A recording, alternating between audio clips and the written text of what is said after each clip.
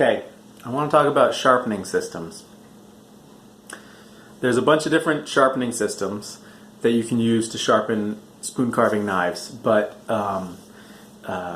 each one has its pluses and minuses. Let's start with what I actually use, which is this automotive grit sandpaper in a range of grits, starting with 400, going up to 3,000, and this block of wood. So I'm going to demonstrate in a different video how I actually do it, but the general idea is that I can wrap the sandpaper around the block of wood like this, and then that is my sharpening surface right there. Right, like that. Now, the benefit that I have with this is that I use it dry, which means that the whole thing can live in my toolkit without getting things messy and wet. I don't need to pre-soak stones. And it's very inexpensive. A mixed pack of this sandpaper from Amazon costs 13 bucks. And then this is just a chunk of 2x4. This is actually a block from my kid's building block set. The key with this, it doesn't have to be square and it doesn't have to be perfect. It is helpful if it has these rounded corners, and you want this to be flat. Doesn't really matter what happens on the sides, but you want these edges to be nice and smooth and flat. So if you're using a 2x4, choose a chunk of 2x4 that's nice and clear. I also use a chunk of dowel. It's about 8 inches long, and the diameter, all that matters is that it's narrower than the tightest curve of your hook knife.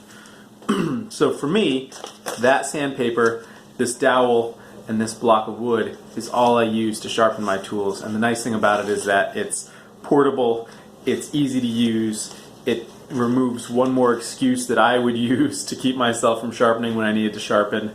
I hate sharpening, so back when I had a more complicated system, I would often say, oh, I can't do it right now because I'm not near a place of water, I don't have any water, I don't have a rag, how can I clean up after myself? And this way everything just fits in the one toolbox, and it's all lightweight, cheap, and very effective. For that, I was using a water stone, and this is a 4,000 grit and then 1,000 grit water stone. The problem with the 1,000 grit water stone is that, particularly for knives where you're trying to deal with a chip in the blade, 1,000 grit takes a long time to remove that chip. If all you're doing is maintaining your edge, 1,000 grit is totally fine. But if you damage your edge, which I found happened much more often when I was starting carving than it happens now. I can't remember the last time I damaged my edge, but it happened a lot. 1,000 grit is slow.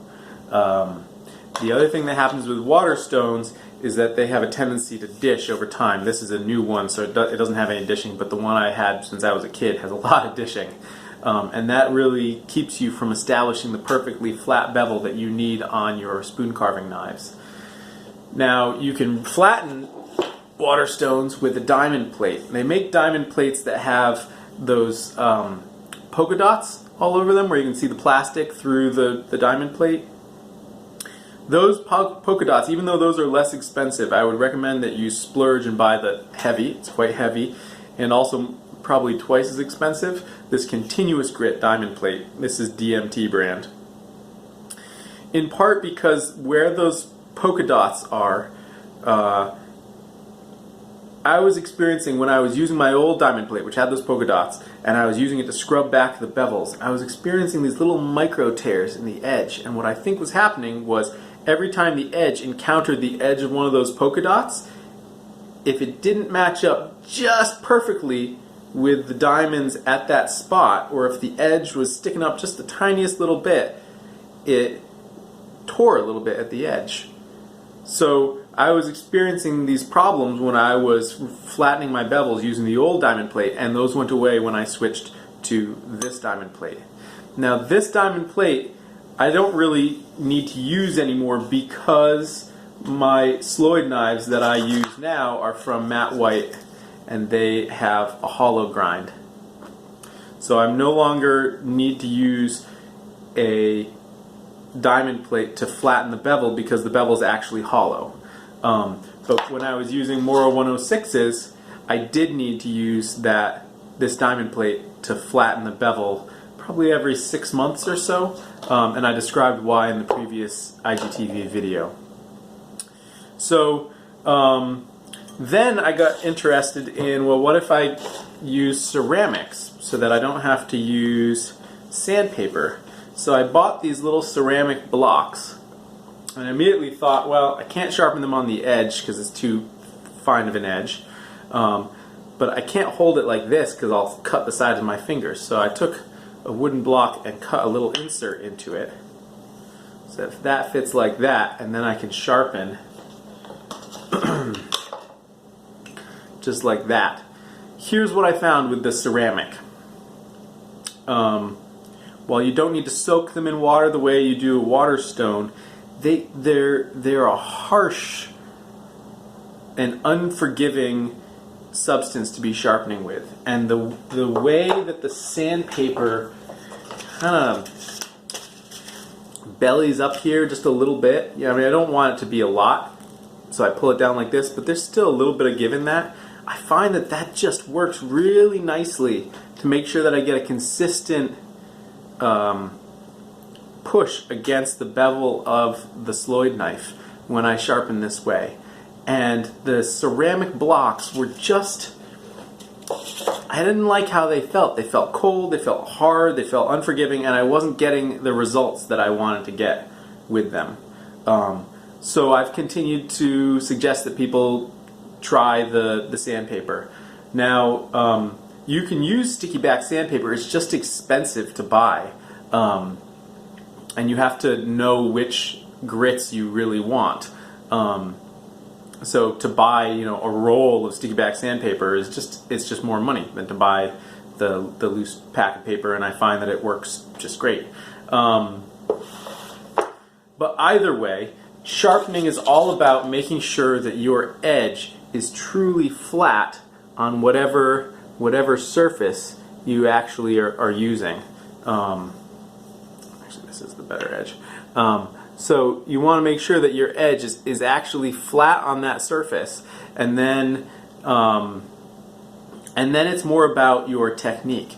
So I like to use systems where I hold everything in my hand, because that way it can move, and as long as I'm paying attention to, is this truly flat on this surface, that's what matters. As soon as I put it down, here I'm going to rotate it this way, down, hold on a second. As soon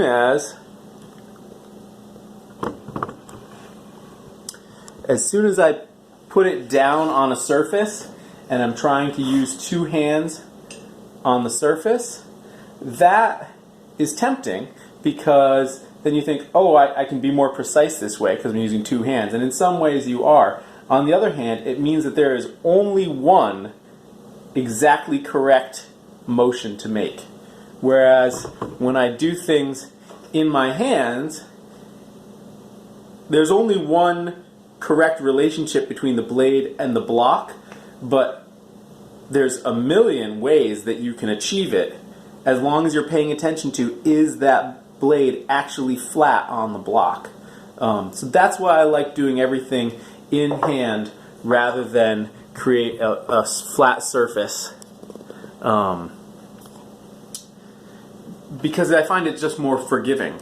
And so the sharpening that I'm going to do in the next couple of videos is going to be using my sandpaper system, but the things to remember are that what matters is having a truly flat surface, so make sure your whetstones aren't dished if you're using whetstones, and making sure that the blade is truly flat on the surface and not rocked back off the bevel at all.